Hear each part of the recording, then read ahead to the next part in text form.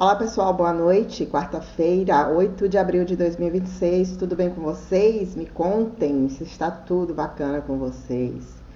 A gente vai falar um pouco sobre a entrevista com a Adolfo Loyola, né? Nosso podcast. Alguns trechos que repercutiram. E claro, também vamos falar sobre suplência de Ângelo Coronel, declarações de Ângelo Coronel, aí detonando o PT. Uma declaração que eu pergunto, será que o Coronel está acreditando naquilo que ele está falando, minha gente? Será? Então tem muita coisa para a gente falar, mas eu vou pedir, claro, se você ainda não é inscrito no canal, por favor, se inscreva, siga a gente nas nossas redes sociais e também acesse o nosso site, o aquissopolitica.com.br. O meu microfone, esse já é o terceiro que eu compro e não está bem, o som está estranho. Eu fiz uma entrevista ontem, meu Deus, foi ontem, lá no evento de ACM Neto, saiu horrível, som estourando. Já é o terceiro microfone que eu compro, eu acho que eu vou ter que comprar um daqueles que custa certamente $1 milhão para ver se funciona, se fica um som legal. Eu vou tentar, eu espero conseguir, minha gente, eu espero conseguir. Mas vamos lá, vamos para o que interessa, né? Para o que interessa. O Adolfo Loyola, ele chegou a falar, de fato, o Jerônimo Rodrigues e Elmar Nascimento conversaram, mas uma coisa que a gente já tinha falado aqui, não trataram sobre Elmar ser o vice, mas sobre a possibilidade de Elmar entrar no grupo de Jerônimo Rodrigues, já que havia, por parte dele, de acordo com o Adolfo Loyola, uma insatisfação no grupo de ACM Neto. Mas Elmar continua no União Brasil, por sinal a bancada hoje indicou Elmar Nascimento para assumir a vaga no Tribunal de Contas da União, no lugar do baiano Haroldo Cedrais. E é isso.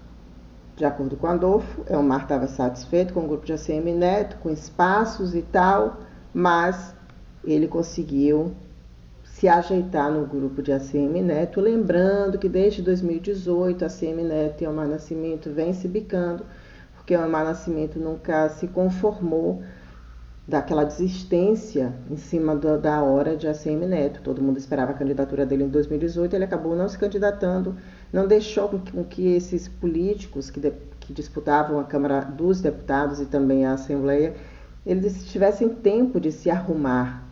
Então muita gente ficou para trás e isso acabou pesando muito nessa relação de Elmar e ACM Neto. Eles falam que são amigos, mas acho que é aquela coisa do amigo, eu sou amigo, mas fico com um pezinho atrás. Então é assim que vem funcionando essa amizade entre Elmar e ACM Neto. Outro trecho dessa conversa que eu tive com Adolfo Loyola diz respeito a uma fala dele dizendo o seguinte, que 80% das pessoas que pedem a regulação, 80% são reguladas em menos de 24 horas.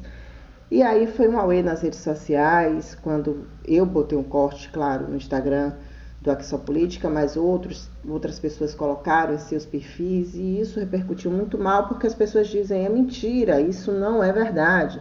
E aí citam pessoas que estão há uma semana, 2 semanas, meses, gente que morreu sem conseguir ser regulado. Mas é um dado do governo do estado, que foi inclusive, o Loyola esteve comigo na segunda-feira, um dado que foi divulgado, se eu não me engano, na segunda pela manhã.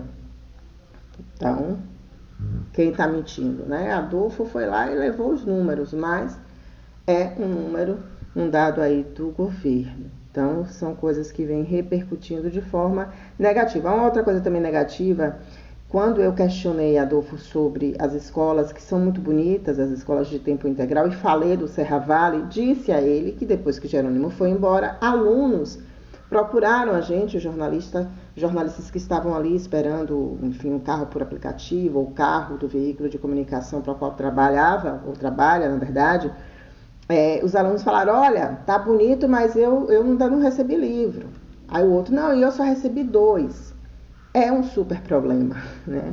E Adolfo minimiza, não tem livro, mas tem o teatro, não tem livro, mas tem a comida. E aí também pegou muito mal, porque sem livro como é que você ensina, né? Como é que você educa esses alunos, como é que você leva o conhecimento para esses alunos. Então pegou também mal essa declaração de Adolfo Loyola. Mas, mudando da água para o vinho. Vou falar de Ângelo Coronel. Ele deu uma entrevista à Veja e disse que ele foi alijado da chapa de Jerônimo Rodrigues, todo mundo sabe disso, se sentiu traído ou que o PT traiu, mais ou menos assim foi o que ele disse à imprensa. E isso não é verdade, gente. Eu acho que ele teria que ter, eu acredito que ele teria que ter a primazia, porque ele já era um senador, poderia disputar a reeleição. Né? Como também vi isso lá atrás, Lídice era senadora, eu via que Lídice tinha primazia, deveria ter, de disputar a reeleição, mas nos acordos políticos, né, essa coisa de grupo, ela acabou sendo alijada. E no caso de Coronel, é porque ele também não se ajudou. O que foi que aconteceu, minha gente? Eu não sei se você que acompanha aqui a gente, se vocês lembram de uma festa que Ângelo Coronel fez para Lula, quando ele foi cogitado, eu acho que não tinha nem sido indicado, foi cogitado para disputar o Senado há 8 anos. Ele fez uma super festa para Lula, vestiu uma camisa vermelha com o rosto de Lula estampado aqui no peito, sou Lula, sou Lula. Ele estava mais lulista do que os próprios petistas. Então ele foi eleito com o voto do PT, com o voto da militância de esquerda, mas depois que se elegeu, ele simplesmente seguiu um outro caminho. Ele fez críticas a Lula, fez críticas ao governo do PT e fez também uma outra coisa que talvez seja até mais forte do que simplesmente você fazer uma crítica, é votar contra.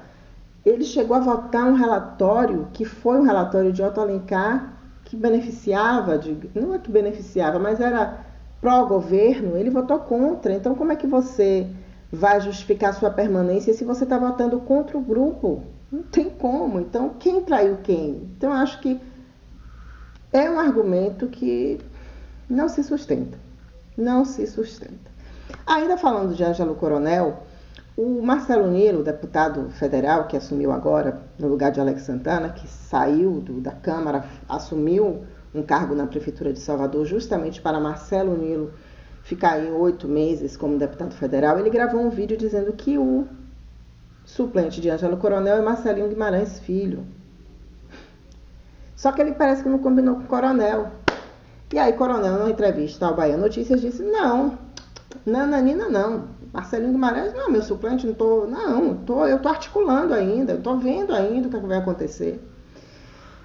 E aí, um outro nome surgiu, que é o de Edilene Ferreira, vereadora de Serrinha, que tem a ver com o perfil que Ângelo Coronel quer para a sua suplência, que é alguém ligado ao municipalismo. E Edilene, vereadora, foi presidente ou ainda é presidente da União dos Vereadores, uma espécie de UPB, só que dos vereadores. Então, esse é o perfil que Coronel quer.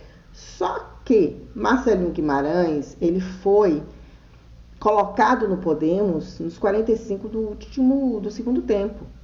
Né? Foi colocado ali. Então, há uma articulação, foi feita por meio de ACM Neto com a direção nacional do Podemos. Então, essa suplência faz parte de um acordo que foi amarrado ali para o ACM Neto. Então, aí Ângelo Coronel vai ter que brigar com Marcelo Nilo, vai ter que brigar com a ACM Neto, vai ter que brigar com Bruno Reis, porque foi feito um acordo. A questão aqui é que Marcelo Nilo não precisava gravar esse vídeo. Eu acho que ele grava que é para impor, né? Deixa eu aqui dizer que quem vai ser o meu suplente vai ser esse. Deixa eu aqui fazer, botar essa faca no pescoço. Que eu acho uma política que é feia, né? Eu acho que é uma política feia. E ele, Marcelo Nilo, ele já fez isso algumas vezes e se deu mal. Se deu mal. Então, eu não sei porque ele insiste ainda com esse método. De verdade, assim, eu realmente não consigo entender. Só para a gente fechar, a declaração, né, de Bruno Reis ontem, o prefeito Bruno Reis, ele foi tão infeliz nas declarações dele em relação a Lula, né? Muito infeliz, dizendo que o Lula não foi inaugurar lá a Casa Minha Vida, Minha Casa Minha Vida, porque estava bebendo até tarde no Palácio de Ondina, assim, chegou a falar, acho que a palavra goró, uma coisa assim. Eu sei que a gente está numa pré-campanha, eu sei que os ânimos estão acirrados, mas ele precisa entender que ele é prefeito. Ali é institucional, é prefeito e presidente, é prefeito e governador. Mas também achei feia a atitude de Jerônimo, que disse: olha, presidente, a gente não está inaugurando porque a prefeitura simplesmente não quis dar o habite. O governador sabia que não era a prefeitura que não queria, mas jogou também. Então, um joga de um lado, um joga do outro. Só que a resposta de Bruno Reis não foi uma coisa legal. Não foi bonito, né?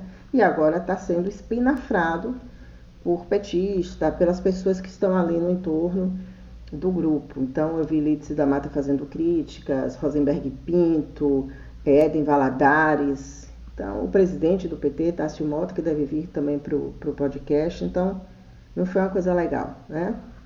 Do prefeito Bruno Reis. Eu acho de verdade assim que ele poderia, olha, venho aqui me desculpar, não deveria ter falado o que falei.